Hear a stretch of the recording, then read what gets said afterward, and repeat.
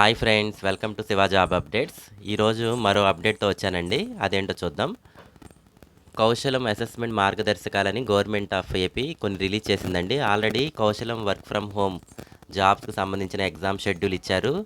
అది 2024, 2025 passed out students already December 2 నుండి start చేశారు రాయడం.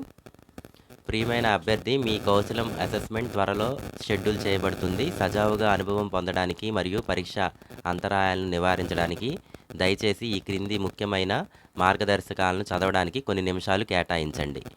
పరీక్షకు ముందు ఈ వీడియోలను చూడండి అని కొన్ని యూట్యూబ్ సంబంధించిన వీడియోస్ రెండింటిని రిలీజ్ చేసింది. ఇవి మీకు ఈ వీడియో కింద ఈ లింకులు షేర్ చేస్తాను. అవి చూడండి ఒకసారి మీరు ఎగ్జామ్కి అటెంప్ట్ అయ్యే ముందు. అలాగే కొన్ని ముఖ్యమైన సూచనలు కూడా ఇచ్చింది. అవేంటో చూద్దాం. లాగిన్ కోసం ఒక పరికరాన్ని మాత్రమే ఉపయోగించండి. పేజీని పదే పదే రీఫ్రెష్ చేయవద్దు, ఎందుకంటే ఇది తాత్కాలిక సెషన్ లాకు కారణం కావచ్చు అని చెప్పారు. సో ఇక్కడ ఒక కంప్యూటర్ సిస్టమ్ మీద మీరు లాగిన్ అవ్వాలి. అలాగా 2 సిస్టమ్స్ మీద లాగిన్ అవ్వడం, 2 ట్యాబ్స్ మీద లాగిన్ అవ్వడం అలాగ చేయకూడదు. అలాగే రీఫ్రెష్ కూడా ఎక్కువ చేయకూడదు. దానివల్ల ఏంటంటే లాక్ అయ్యే ఛాన్స్ ఉంది, ఎగ్జామ్ ఆగిపోయే ఛాన్స్ ఉంది. ఓకే. సెకండ్ పాయింట్ వచ్చేసి అసెస్మెంట్ని పూర్తి స్క్రీన్ మోడ్లోనే తీసుకోవాలి. అంటే మినిమైజ్ చేయడం కాకుండా మ్యాక్సిమం అంటే ఫుల్ స్క్రీన్ మోడ్లోనే ఉంచాలి. ట్యాబ్లను మార్చవద్దు లేదా విండోలను కనిష్టీకరించవద్దు అని చెప్పాడు. అదే నేను చెప్పాను కదండి, మినిమైజ్ చేయొద్దని చెప్పాడు. సిస్టమ్ 3 హెచ్చరికలను ఇస్తుంది మరియు ఉల్లంఘనలు కొనసాగితే పరీక్ష నిలిపివేయబడుతుంది. ఏదైనా డిఫరెన్స్ ఉంటే కనుక, ఏదైనా తేడా ఉంటే సిస్టమే మనకి కొన్ని హెచ్చరికలు ఇస్తుంది అనమాట. నువ్వు ఉల్లంఘించకుండా చూసుకుంటే కనుక పరీక్ష సజావుగా రాసుకోవచ్చు. అలాగే థర్డ్ పాయింట్ వచ్చి మీ ముఖం అన్ని సమయాల్లోనూ స్పష్టంగా కనిపించేలా చూసుకోండి. అంటే మీరు సిస్టమ్ ముందు కెమెరా ఉంటుంది కాబట్టి కంపల్సరీగా కెమెరా ముందే మీరు కూర్చుని ఈ ఎగ్జామ్ని రాయాలి. అలాగే మంచి లైటింగ్తో ఒంటరిగా కూర్చోండి మరియు కెమెరాకు అడ్డంకులు లేకుండా ఉంచండి. కెమెరా ఫోకస్ మీ మీద పడేటట్టు చూసుకోవాలి, ఎటువంటి అడ్డంకులు లేకుండా చూడాలి. ఫోర్త్ పాయింట్ వచ్చి మీ స్లాట్ తెరిచిన వెంటనే పరీక్షను ప్రారంభించండి.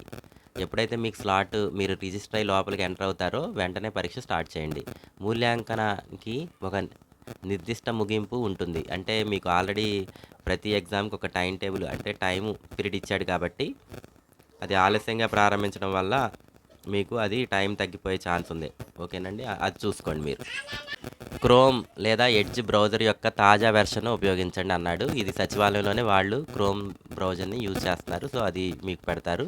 అలాగే కెమెరా మరియు మైక్రోఫోన్ అనుమతులను అనుమతించండి మరియు మీ సమయం సరిగ్గా ఉందని నిర్ధారించుకోండి. సిస్టమ్ యొక్క టైం కూడా మీరు ఒకసారి చెక్ చేసుకోండి కరెక్ట్గా ఉందా లేదో.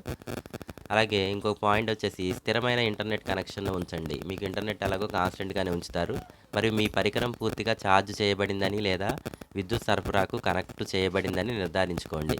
కంపల్సరీగా మీరు ఇంకేదైనా ల్యాప్టాప్లో కానీ మీరు ఆన్ చేసి ఇన్ కేస్ రాస్తే కనుక మీరు అది సిస్టమ్ కంపల్సరీగా ఛార్జింగ్ ఉండాలి. అలాగే లాస్ట్ పాయింట్ వచ్చి పరీక్షా కేంద్రంలో అందించిన అన్ని సూచనలను అనుసరించండి మరియు సిబ్బందితో సహకరించండి. అంటే సచివాలయంలో ఈ పరీక్ష జరుగుతుంది కాబట్టి మార్నింగ్ స్లాట్లో ఒకళ్ళు, ఈవినింగ్ స్లాట్లో ఒకళ్ళు రాస్తున్నారు. సో అక్కడ మీకు వెల్ఫేర్ సెక్రటరీ అలాగే ఎడ్యుకేషన్ సెక్రటరీ ఇచ్చిన సూచనలన్నీ పాటించి వాళ్ళతో సహకరించి మీరు మీ పరీక్షను కంప్లీట్ చేసుకోండి. మీకు మరియు రాష్ట్ర వ్యాప్తంగా ఉన్న అన్ని అభ్యర్థులకు న్యాయమైన మరియు సజావుగా మూల్యాంకన అనుభవాన్ని నిర్ధారించడానికి ఈ దశలు చాలా అవసరం. శుభాకాంక్షలు అని ఈ గవర్నమెంట్ ఆఫ్ ఏపీ నుండి మనకి కొన్ని సూచనలు వచ్చినాయి. ఇవి ఫాలో అవ్వండి. Thank you.